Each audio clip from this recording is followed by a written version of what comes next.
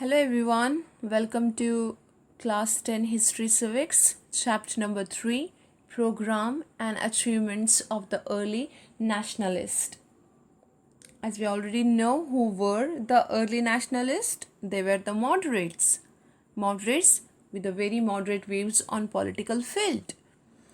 Moderate, which means less violent, less aggressive, less intense, and their phase starts from 1885 to 1905.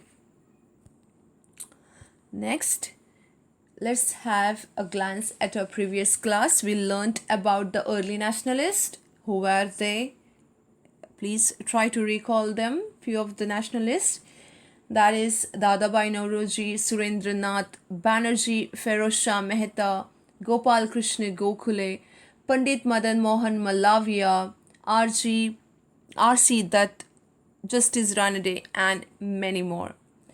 And what were their beliefs and their peaceful means? The peaceful means were very moderate. They followed the constitutional beggary method to have their demands fulfilled. They believed that the Britishers are their friends and the backbone of India. Why the early congressmen were called as moderates? Because their demands were not so extreme and they were of very moderate nature. For example, they wanted home rule, means self-government, but under the rule of the Britishers. Britishers will go nowhere, but they will at the same time they will have their rule in India. Next one, their programs and demands of the early nationalists. The programs were related to the political and economical reforms, and their demands were to have expansion in the legislative council. They wanted to have the right to speech, press, thought, and association. They wanted the reduction in the land revenue, as well as they wanted the civil service examination in England as well as in India simultaneously. So these were the basic reforms and the demands they had. And how did they achieve their demands? Very convincingly, they followed the beggary method, means requesting, sending memorandums, drafting petitions, and sending deputations to England to make the Britishers understand that we want self-government under their rule. They will rule the country and we will have the small provinces and their administration in our hands. So what did they achieve from all these demands and methods?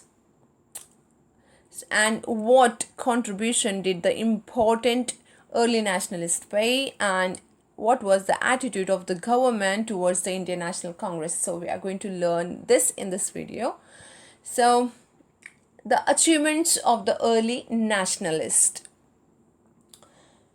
The early nationalists were, their achievements cannot be ignored, but many critics are of the opinion that the early nationalists did not achieve much success. Instead, they were treated with disrespect by the foreign rulers and their demands were not fulfilled. But in spite of all these criticism, it cannot be denied that the early nationalists were true patriots of higher character and not the supporters or the stooges, means puppets of the Britishers. They were not the blind supporters. Whenever the Vernacular Press Act was a kind of injustice to the people, they really stood against them. So their services cannot be ignored and their achievements cannot be underrated. So they actually achieved a lot. They constantly worked for the development and consolidation of the feeling of the national unity. It means they gave much more importance to grow nationalism among the people and have that one feeling of common nation, that is Indian nation. They made everyone to think that whole nation is one, the Indian nation. We need to think like one. And next one, They educated the Indians and aroused to, political conscience among them.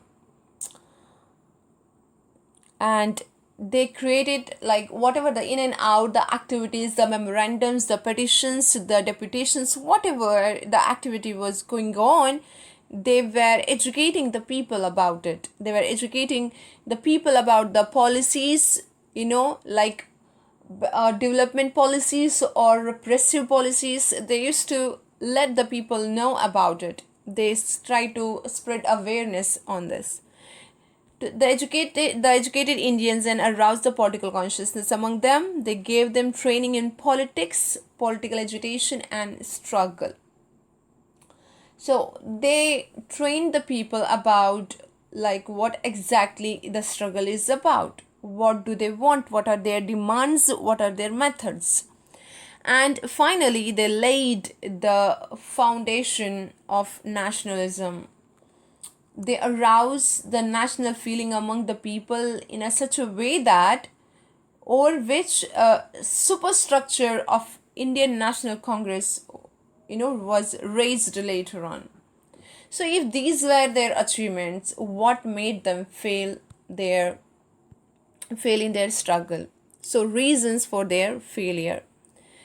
Though they were trying to educate the people about the political agitation and struggle, somewhere they missed to reach each and every nook and crannies of India.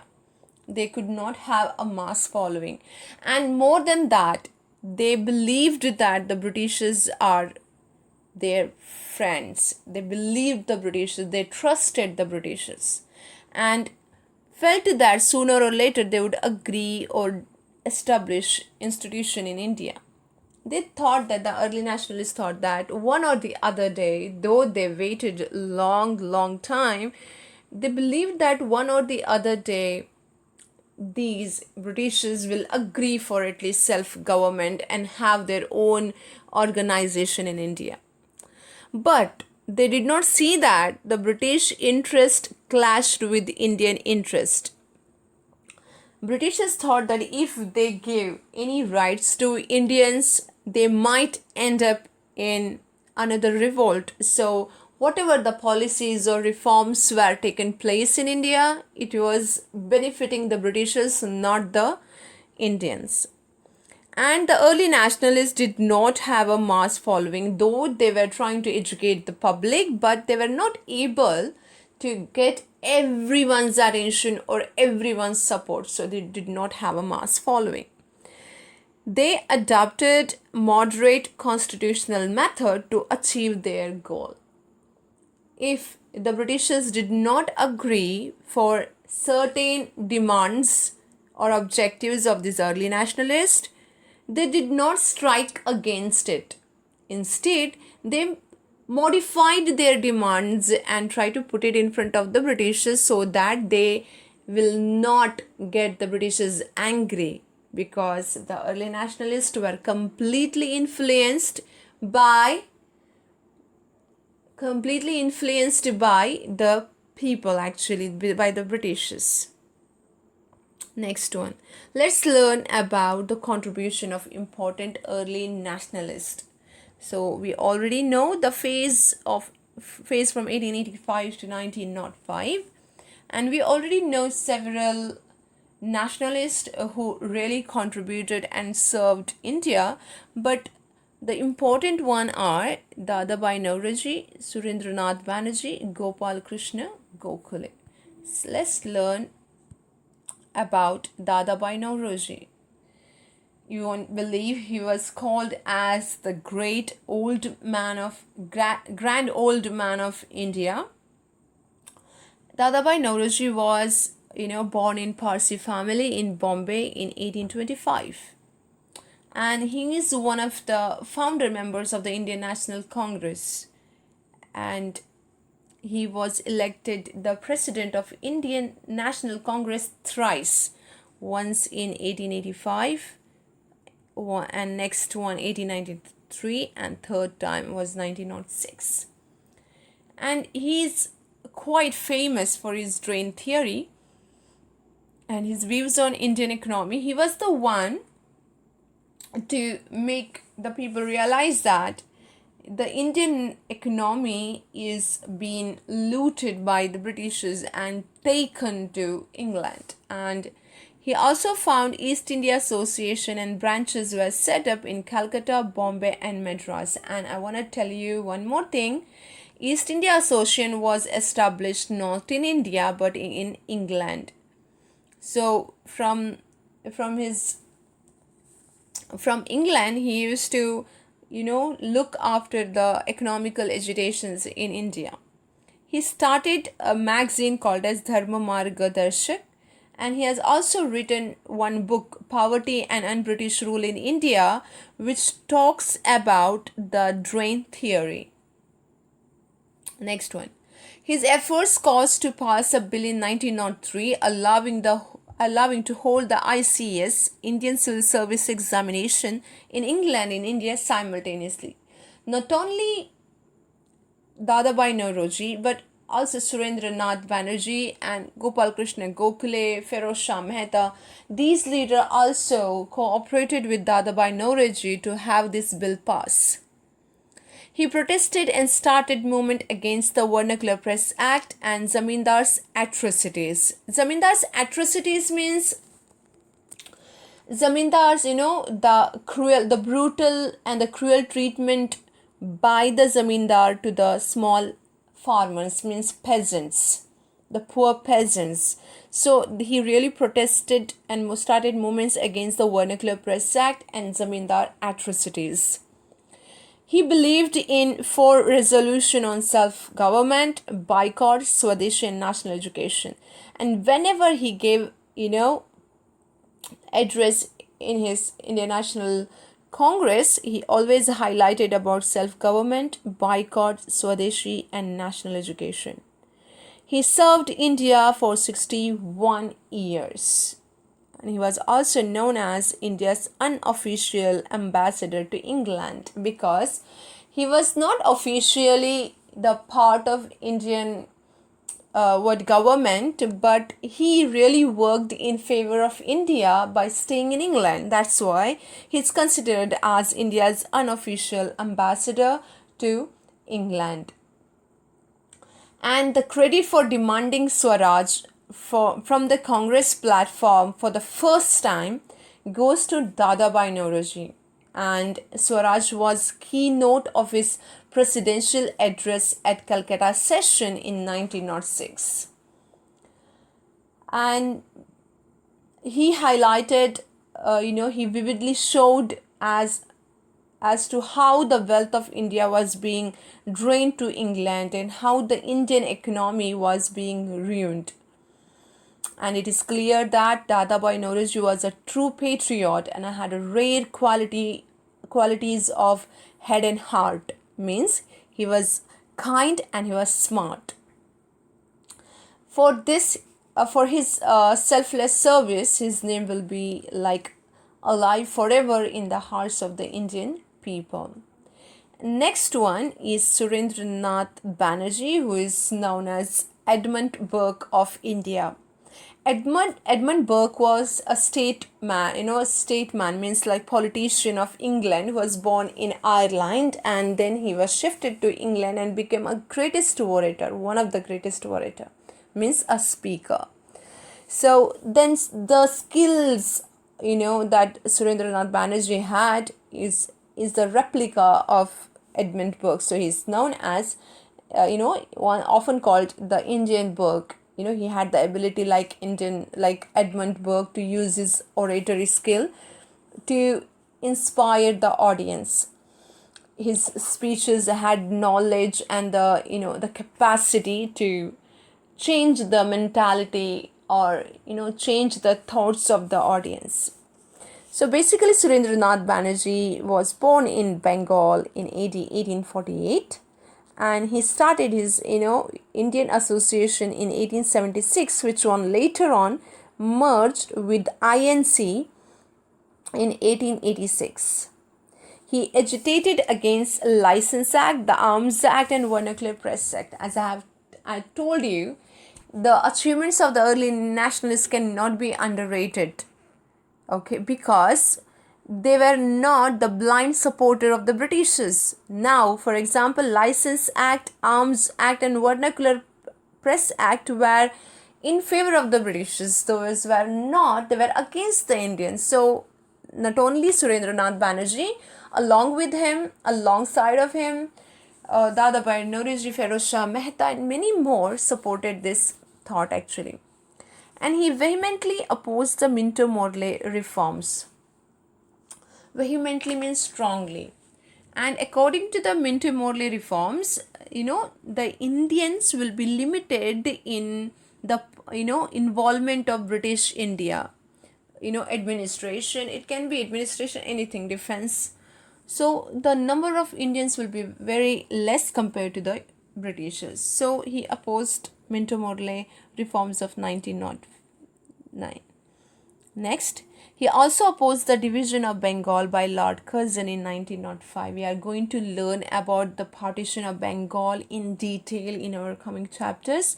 So, the Bengal was supposed to be, divided on the basis on, like, it is a large province, the population is large, one general governor we cannot take care of the province such large. So they wanted to divide Bengal, but Surendranath Banerjee opposed it, and it has taken place in 1905. He preached the use of Swadeshi and boycott of foreign goods because the sale of foreign goods proved harmful for the Indian trade and industries, and it completely ruined our Indian economy. He is also known as Rashtraguru, and Banerjee presided over two sessions of the Congress, one in 1895 and another one is 1902. Next one is Gopal Krishna Gokhale. He is popularly known as the political guru of Gandhi. He was born at Kolhapur in Maharashtra in 1866. He was a practical idealist, means a person with ideology, means moral points, and the patriot to the core. One of his greatest achievement in the history of freedom struggle is he attacked the toll taxes on salt, textiles, land revenue, okay, which was more than 20%. The taxes on all these things were more than 20%, which was hitting the poor people or the middle class people really hard. So he attacked on the toll tax. Then he criticized the government for incurring huge expenditure on the English army. Whatever the expenditure was spent on the English army was from the Indian economy, so he did not like the idea of it. And he also criticized the government for adopting the policy of racial discrimination, the differences between the Hindu and Muslims, the caste, creed, etc. He was also against he was also in favor of the appointment of the Indians to the high post. Though the idea of Western education was of Britishers, they were not allowing to have the Indians the high post. All the high posts were reserved for the Europeans. So the leaders all together, they agitated against the idea. And important production tax on cotton. So he also agitated against the taxes on the cotton, which was supposed to be reduced. And he criticized the Britishers for ignoring elementary education, and almost succeeded in everything. He was able to have the elementary education for Indians. And later he established servants of Indian society. The most important thing of Gopal Krishna Gokhale is that he had great sympathy for those people who worked hard from the morning to the evening, from dawn to dusk, to make both ends meet. This phrase we have learnt in 9th standard. To, to make both ends meet means to, in order to live at least ordinary life, they have to work in a same way. So he started Servants of Indian Society for such hardworking people, and he was also the editor of Sarvajanik Sabha. He forced the government to reduce the tax on land revenue, and he opposed Lord Curzon for the division of Bengal in 1905 and established strict government control over the, universities. As we already know, the universities at those times were acting like a center of nationalism. The Britishers understood that the youth were being inspired by these leaders, and those universities were the centers for such, for such fire. So the Britishers tried to get, especially Lord Curzon, tried to get over the control of the university. So even he criticized that.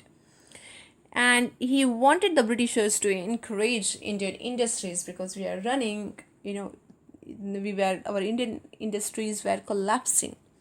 He was elected General Secretary of Congress in 1903, and he was the president of the annual session of the Congress at Benares in 1905.